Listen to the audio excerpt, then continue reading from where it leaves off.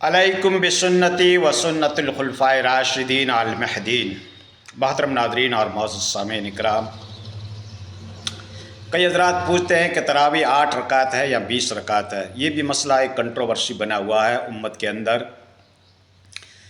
تو دوستو، اگر آپ 8 رکعت پڑھتے ہیں تو بھی بہتر ہے، اور اگر آپ 20 رکعت تراویح پڑھتے ہیں تو بھی بہتر ہے۔ آیا احادیث کے اندر ہمیں کیا باتیں ملتی ہے؟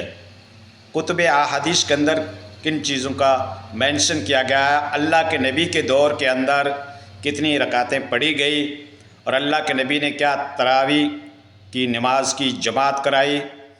دیکھو، اس کو قیام اللیل کہا جاتا ہے۔ تراویح تو ایک فقہ کی ٹرم ہے۔ ویسے حدیث کے اندر آپ کو تراویح کا لفظ نہیں ملے گا، کسی بھی احادیث کتب کے اندر تراویح کا لفظ نہیں ملے گا۔ اس کو قیام اللیل کہا جاتا ہے۔ تو حضرت اماں عائشہ رضی اللہ تعالی عنہا ذکر کرتی ہے کہ چاہے رمضان ہو چاہے غیر رمضان ہو، آقا نامدار محمد مصطفیٰ صلی اللہ علیہ وسلم 11 رکعت ہی نفلی نماز ادا کرتے تھے، یعنی 11 رکعت ہی اللہ کے نبی صلی اللہ علیہ وسلم پڑھتے تھے، چاہے رمضان ہو چاہے غیر رمضان ہو۔ نفلی عبادت جو ہے اللہ کے نبی 11 رکعت ہی پڑھتے تھے۔ اور پھر اللہ کے نبی صلی اللہ علیہ وسلم سے 3 دن تک تراویح کی جماعت کرانا ثابت ہے، اور وہ ہے 8 رکعت اور 3 وتر، یعنی 11 رکعت اللہ کے نبی صلی اللہ علیہ وسلم سے ثابت ہے۔ جو معتبر کتب احادیث کے اندر مشہور جو روایات ہے وہ 11 رکعت ہی کی ملتی ہے۔ نبی کے دور کے اندر 20 رکعت تراویح کا کہیں بھی ذکر نہیں ہے۔ اور پھر 3 دن تک اللہ کے نبی صلی اللہ علیہ وسلم نے تراویح کی جماعت کرائی، اور چوتھے دن جب صحابہ کرام اکٹھے ہوئے تو اللہ کے نبی صلی اللہ علیہ وسلم نے ان کو کہا کہ آپ جاؤ اور گھروں کے اندر جا کر یہ نفلی عبادت ادا کرو، بلکہ حدیث میں تو ڈانٹنے تک کا لفظ آتا ہے۔ تو 3 دن تک اللہ کے نبی نے جماعت کے ساتھ تراویح کی نماز پڑھائی۔ یہ کتب معتبر کے اندر اتنا ذکر ملتا ہے۔ اس کے بعد حضرت ابو بکر صدیق رضی اللہ عنہ کا دور خلافت ہوا، تو اس کے اندر بھی لوگ ٹولیوں کی شکل میں ضرور آتے تھے مسجد کے اندر اس نفلی عبادت کو ادا کرنے کے لیے، لیکن وہاں پہ کوئی ٹھوس روایت نہیں ملتی ہے کہ بعد جماعت یہ نماز ادا کی گئی یا 20 رکعت ادا کی گئی۔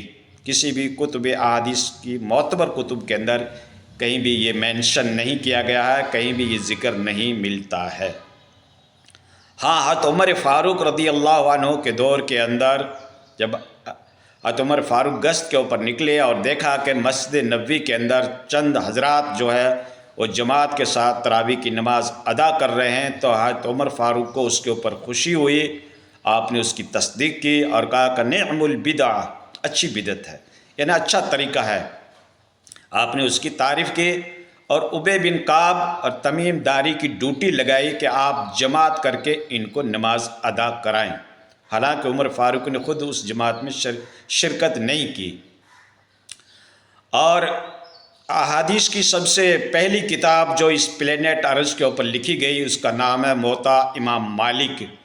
اس کے اندر یہ روایت ہے کہ حضرت عمر فاروق نے ڈیوٹی لگائی، اور اس کے اندر بھی جو رکعت کی تعداد آتی ہے وہ 11 آتی ہے، جو صحیح حدیث ہے اس کے اندر 11 رکعت کا حکم دیا، اور یہ 2 آدمیوں کی ڈیوٹی لگائی امامت کرنے کے لیے، ابی بن کعب اور تمیم داری کی۔ اور ایک دوسری روایت آتی ہے یزید بن رومان کی، جس کے اندر 20 رکعت بتائی گئی ہے تراویح کی۔ تو پہلی بات تو یہ روایت منقطع ہے، اور یزید نے حضرت عمر فاروق کا دور نہیں پایا۔ تو اگر کوئی 20 رکعت تراویح پڑھ لیتا ہے تو کوئی حرج نہیں ہے، یہ نفلی عبادت ہے۔ مین تو ہے اللہ کے کلام کو سننا، جو آپ 8 رکعت تراویح کے اندر بھی سن سکتے ہیں اور 20 رکعت تراویح کے اندر بھی سن سکتے ہیں۔ پھر دوسرا لوگ حوالہ دیتے ہیں کہ حرمین شریفین کے اندر تو 20 رکعت تراویح کی نماز ہوتی ہے۔ تو دوستو، ایشیائی ممالک سے جا کر لوگوں نے اس کے اوپر پریشر ڈالا، وہاں تو کیا ساری دنیا کی پبلک آتی ہے، تو انہوں نے پریشر کے حساب سے 20 رکعت تراویح چالو کیا۔ باقی آپ مسجد حرام اور مسجد نبوی کے علاوہ اگر آپ دیکھیں گے تو دیگر سعودی مساجد کے اندر 8 رکعت ہی تراویح پڑھی جاتی ہے۔ یہاں بھی 8 رکعت تراویح پڑھ کے ایک امام چلا جاتا ہے، پھر اس کے بعد 20 رکعت تراویح کی جاتی ہے۔ تو بہرحال آپ 20 بھی پڑھ سکتے ہیں، کئی ایک تابعین سے ذکر ملتا ہے 20 کا بھی ملتا ہے اور 41 کا بھی ملتا ہے۔ تو یہ نفلی عبادت ہے، آپ جتنا پڑھیں گے اتنا آپ کو ثواب ہوگا، اس کے اوپر زیادہ اختلاف نہیں کرنا چاہیے، ضد و بحث و مباحثہ جرح و تعدیل نہیں کرنی چاہیے۔ اگر کوئی 20 پڑھ رہا ہے تو وہ بھی احسن ہے، اور اگر کوئی 8 پڑھ رہا تو وہ بھی حدیث سے ثابت ہے۔ تو اس کے اوپر زیادہ اختلافی موضوع نہیں بنانا چاہیے، اور جس کے اوپر امت کے اندر کوئی خلف شعار ہو، اختلاف ہو، بلکہ 8 رکعت اور 20 رکعت دونوں صحیح ہے۔ تو یہ دوست، باقی جوہلا لوگوں میں یہ بات جو مشہور ہے کہ اگر آپ نے تراویح نہیں پڑھی تو آپ کا روزہ نہیں ہوگا، ایسا کچھ نہیں ہے دوستو، یہ ایک نفلی عبادت ہے، ٹھیک ہے۔ تراویح جو ہے یہ نفلی عبادت ہے، فرض 5 ٹائم کا ہی ہوتا ہے، 5 نمازیں ہی فرض ہے۔ ایسا نہیں ہے کہ رمضان کے اندر 6 نمازیں ہو جاتی ہے، رمضان میں بھی وہی 5 نمازیں رہتی ہے، ٹھیک ہے، جو فرائض ہیں۔ اور یہ جو ہے یہ نفلی عبادت کے اندر آتا ہے، فرائض کو چھوڑ کر جتنی بھی رکعتیں ادا کی جاتی ہے وہ نوافل کے زمرے میں آتی ہے، ٹھیک ہے۔ تو یہ ہے دوستو، اور باقی جو ہے اللہ تعالی ہمیں ہدایت عطا فرمائے کہ ہم نوافل کو کثرت کے ساتھ پڑھیں، توفیق عطا فرمائے اللہ تعالی۔ اور رمضان کے ماہ مبارک کی جو ہر گھڑی ہے، ہر ساعت ہے، اور یہ خیر و برکت سے پر ہے، رحمتوں سے بھری ہوئی ہے، برکتوں سے بھری ہوئی ہے، فضائل سے بھری ہوئی ہے، نیکیوں سے بھری ہوئی ہے۔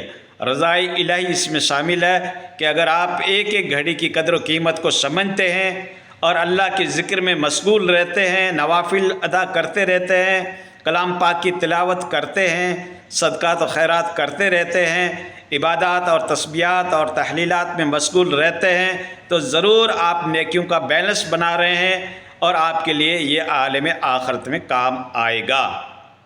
جس وقت ماں اپنے بیٹے کو نیکی دینے کے لیے تیار نہیں ہوگی، اس دن آپ کو نیکیوں کی ضرورت پڑے گی، اور نیکیوں کا بیلنس بنانے کا سب سے بہترین جو آپشن ہے، جو موقع ہے، جو اپرچونیٹی ہے، وہ ماہ مبارک رمضان کا مہینہ ہے۔